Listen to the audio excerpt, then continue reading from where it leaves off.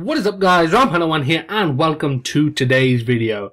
Long time no see, eh, guys? Sorry I haven't made a video so long. I believe it's been about 2 months now since I've uploaded a video to this channel. It's been hella busy with stuff, a lot of stuff been going on lately, so that's why I've been fortunately unable to make videos, but hopefully I'm going to be back in the swing of things now, bringing some pretty frequent content.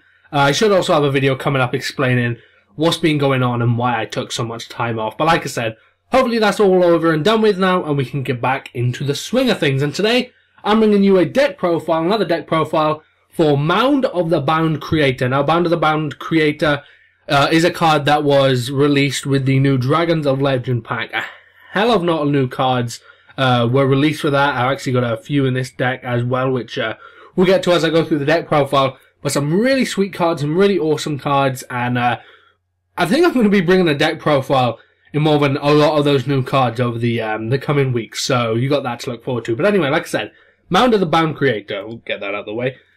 Mound of the Bound Creator, I'll just read its effect here. Level 10 or higher monsters on the field cannot be targeted or be destroyed by card effects. If a level 10 or higher monster on the field destroys a monster by battle and sends it to the graveyard, the player who controls the destroyed monster takes 1000 damage. When this card on the field is destroyed by a card effect and sent to the graveyard, you can add one Divine Beast monster from your deck to your hand, or one Divine monster.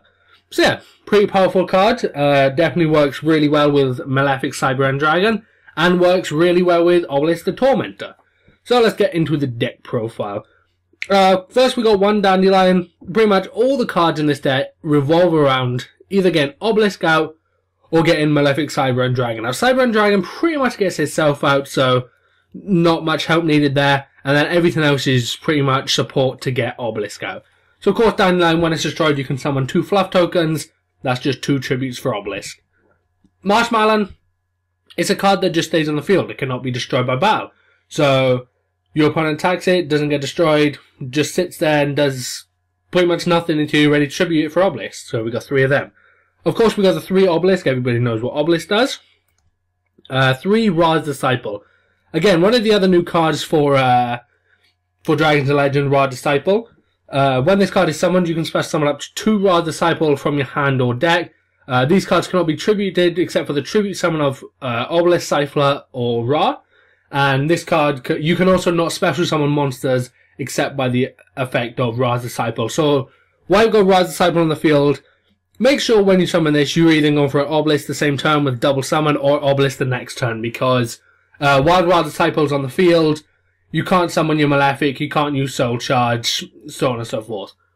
Next we got Snowman Eater. It's a pretty beefy defense monster, and plus when it's flipped face up, it can destroy a monster on your opponent's side of the field, so that's always good. And again, Spirit Reaper, pretty much the exact same thing as Marshmallow. Next up, as for our spell cards, we got a Dark Hole. 3 double summon, pretty much, you can do a lot of combos with this. I mean, you can get 2 Marshmallows down in a turn, 2 Spirit Reapers down in a turn, and pretty much just speed things up. Definitely useful when you got Ra's Disciple, summon your Ra's Disciples, use double summon, then just go straight into Obelisk. 1 Gold Sarcophagus, I usually use this card, to pull out a Terraforming, then use Terraforming to pull out Bound Creator. Kill 2 cards in your deck, then makes the deck slim down a bit, so you got a better chance of drawing cards you want. Of course, 3 Mound of the Bound Creator, the card that this deck revolves around. 2 Soul Charge, another new card for Dragons of Legend, a pretty good one at that. Target any number of monsters in your graveyard, special summon them, and if you do, you lose 1000 life points for each monster special summoned by this effect. You cannot conduct your battle phase this turn, you can only activate 1 Soul Charge per turn.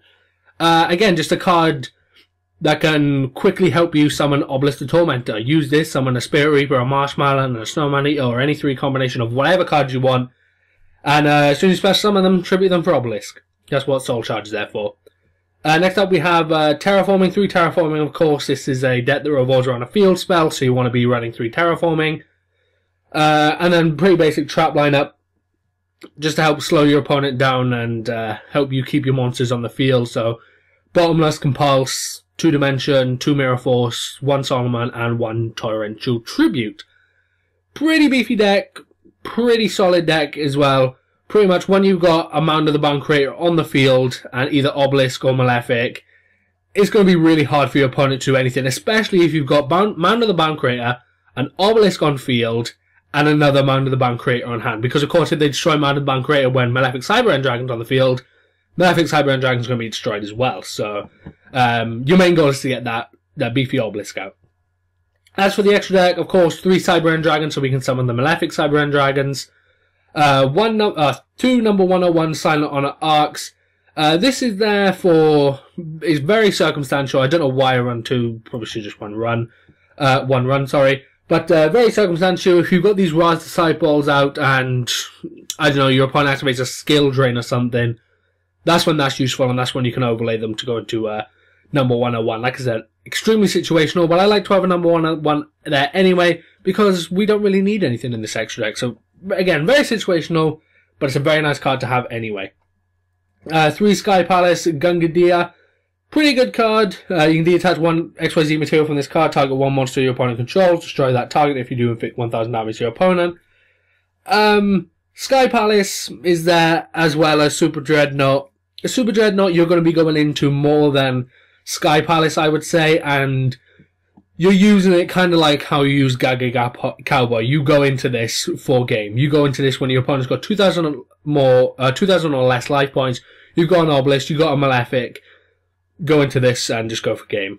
And then we got 3 Wind-Up Zen mains. A lot of the cards we're using, Dandelion, Marshmallow, Snowman Eater, and Spirit Reaper, are level 3. If we need that little bit of extra backup, we can go into the Zen mains, just to stall the game out a little bit for you to pull off some plays, pretty much. But anyway, guys, that is going to do it for my Mound of the Bound Creator deck profile. If you enjoyed the video, remember to give it a like, rating, comment down below and let me know what you think of the deck profile. As usual, please feel free to use this deck profile on Dueling Network, on DevPRO, wherever you want to, on real life even, wherever you want to use it. That's what these deck profiles are here for. Don't be afraid to net deck. And yeah, so again, if like, comment, subscribe, all that jazz, and I'll see you guys next time. Peace.